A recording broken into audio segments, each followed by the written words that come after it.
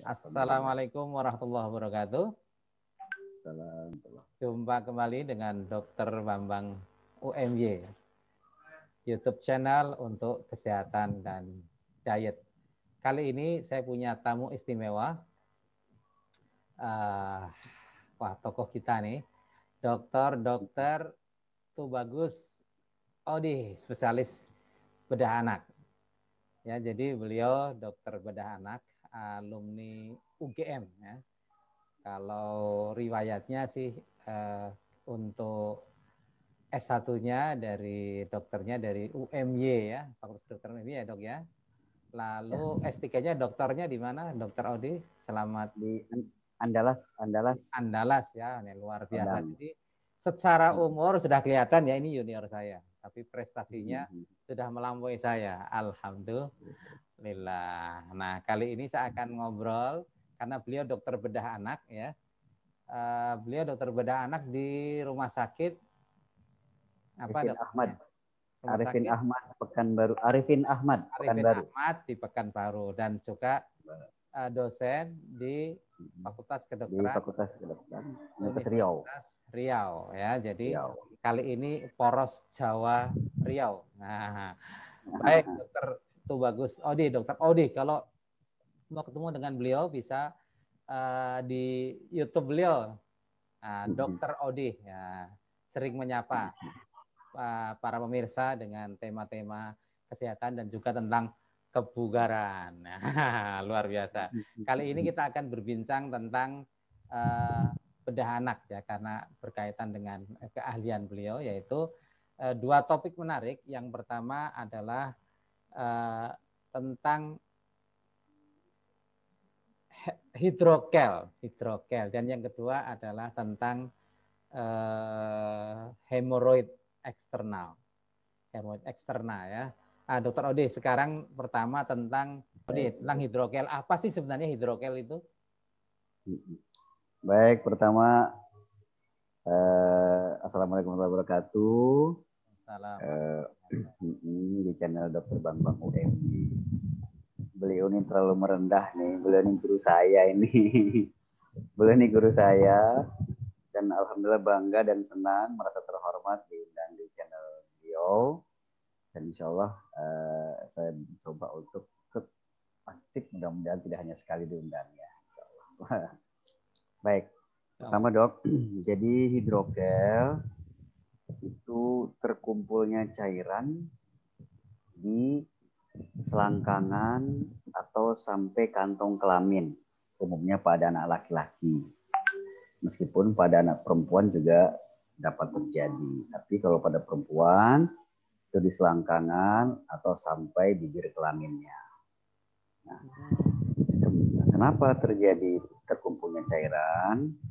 Pada anak laki-laki, bahwa proses penurunan testis dari rongga perut ke rongga kantong kelamin itu berproses biasanya dari masa kandungan yang dimulai dari sebenarnya dimulainya itu dari minggu ke-12.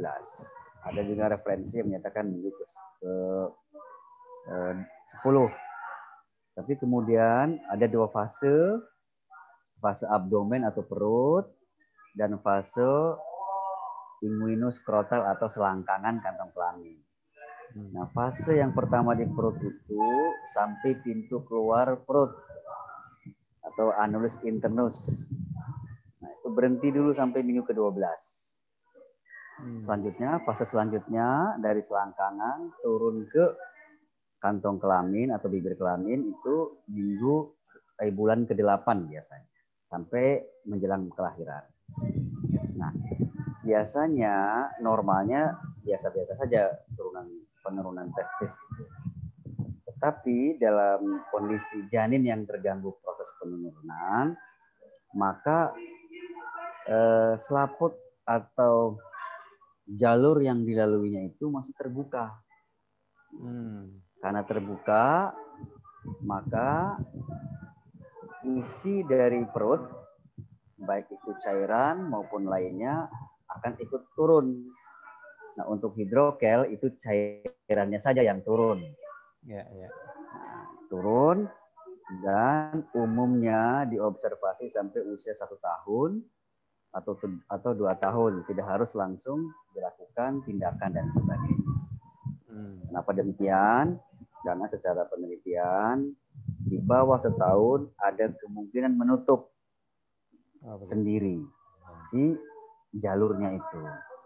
Nah, tetapi itu yang jenis komunikan atau terkoneksi antara perut dan rongga kantong kelamin. Itu bisa ditunggu. Cirinya hilang timbul atau mengecil membesar, kira-kira demikian. Oh, gitu. Tetapi kalau tipe yang 2, yang non komunikan atau trapping terperangkap, itu biasanya tidak akan hilang meskipun ditunggu umur tahun. Nah, sebenarnya secara urgensi hidrokel itu tidak memerlukan penanganan segera, dan pemeriksaan pun lebih mudah dengan diapanoskopi atau pakai senter dengan alas gelap sehingga nampak warna kemerahan biasanya, Dok, cairan. Merang terah gitu ya? Iya. Terang ya? Nah, terang, iya, Dok. Nah, umumnya biasanya orang tua menanyakan, kenapa harus dioperasi sih, Dok? Usianya anak-anak begini, kira-kira. Ya, jadi seperti yang kita pahami bahwa kantung kelamin itu mempunyai fungsi salah satunya termoregulator, mengatur suhu agar si testis ini dalam suhu kondisi yang stabil atau suhu kamar. Nah, dengan adanya cairan ini akan mempengaruhi suhu daripada lingkungan kantong kelamin. Sehingga dikhawatirkan dalam proses pematangannya saat menjelang pubertas akan terganggu. Hingga kefungsian dari testis baik sebagai penghasil hormon dan atau sebagai penghasil spermatozoa akan terganggu. Ini relatif mirip sama dengan varikokel. Kalau hidrokel dingin, kalau varikokel panas. Nah, dua-duanya dikhawatirkan menyebabkan infertilitas ke depan. Jadi, bila ada hidrokel, setelah ditunggu sampai usia setahun, referensi lain 2 tahun, itu sebaiknya dilakukan tindakan untuk membuang agar suhu kamar kantong kelaminnya tetap stabil. Optimal. Ini kan, Dok, awalnya. Oh, kira-kira iya. hidrokel. Baik, cukup menarik. Jadi potensi masalahnya adalah infertilitas di masa yang akan datang gitu ya tadi ya. Kalau masalah jangka pendeknya ada nggak? Masalah jangka pendeknya ada nggak? Kalau hernia kan bisa bisa berbahaya jangka pendek bisa ya. Kalau varikokel dan hidrokel gimana? Ada nggak masalah? Jadi memang lebih banyak kalau hidrokel itu lebih ke arah long term-nya ya. Tapi kalau untuk pendeknya, Dok, tergantung dari besarnya, lebih ke arah comfort dan discomfort si pasien. Kadang-kadang si pasien tidak nyaman atau orang tuanya risih, sehingga penisnya kadang-kadang tenggelam, si anak itu tenggelam. Nah, itu risih si orang tua, padahal penisnya nggak apa-apa sebenarnya. Ya, cuma kan berarti kalau kosmetik tidak bagus dan terkesan. Ya, betul. Jadi jangka pendeknya lebih ke arah comfort, discomfort, tampilan atau experience dari genital eksterna atau penis dan kantong kelaminnya, dia sedikit tenggelam dia penisnya, sehingga ada kekhawatiran orang tua. Itu jangka pendeknya. Kalau jangka panjangnya tentu ke arah ketersuburan. Jadi biasanya satu sisi atau dua sisi itu, Dok? Kalau dari data-data yang ada, potensi paling banyak, Dok, memang satu sisi atau unilateral. Satu sisi ya. Tetapi kejadian bilateral juga bisa. Insidensinya rata-rata bila ditemukan usia di bawah setahun, yang unilateral itu sampai 30-35%, sedangkan yang bilateral itu di bawah 15%. Oh, jadi lebih dari 2 kalinya ya. Hampir 2 kalinya. Ya. Dan perempuan dengan laki-laki berbanding 6:1 kalau untuk hidrokel. Nah, biasanya pada perempuan kita bagi segmennya. Hidrokel yang ada di selangkangan namanya unikokel, sedangkan hidrokel yang sudah sampai kantung namanya hidrokel testis. Nah, pada perempuan banyaknya unikokel biasa. Unikokel. Jadi sampai selangkangan saja, jarang sampai ke labial. Jadi mirip dengan hernia dong ya, Dok ya? Mirip dengan hernia, betul nggak? Atau mirip dong. Persis patofisiologi atau embriologinya persis sama. Berarti kan kantongnya. Hanya diameter lubang yang tersisa. Kantongnya juga persis dok. Kantongnya sama ya. Dan mohon maaf, tapi operasi lebih sulit hidrokel. Oh gitu. Justru tapi operasi lebih sulit hidrokel. Daripada meskipun hernia. approach-nya sama. Hernia, kalau hernia setelah kantongnya kita tutup jarang akan bengkak lagi. Tapi kalau hidrokel ditutup, kantong distalnya kan masih ada. Nah itu berpotensi memproduksi cairan dia sehingga timbul lagi. Jadi seolah-olah residik. Padahal tidak residik. Nah, sehingga kalau saya pribadi setelah ditutup kantongnya, saya marsupialisasi diambil semua kantongnya. Sehingga angka relapse-nya hampir nihil. Nah, kebanyakan dari kawan-kawan di daerah beberapa kali menghubungi saya atau yang lainnya, kok setelah dioperasi hidrokel 2-3 bulan timbul lagi. Nah, biasanya tidak dimarsupialisasi, dia tindakannya hanya seperti hernia saja. Oh, iya. Kebanyakan demikian dok, karena jadi ada tindakan tambahan marsupialisasi ya. Dan diambil distalnya. Nggak apa-apa ke depannya untuk kesuburan tindakan tambahan itu aman ya.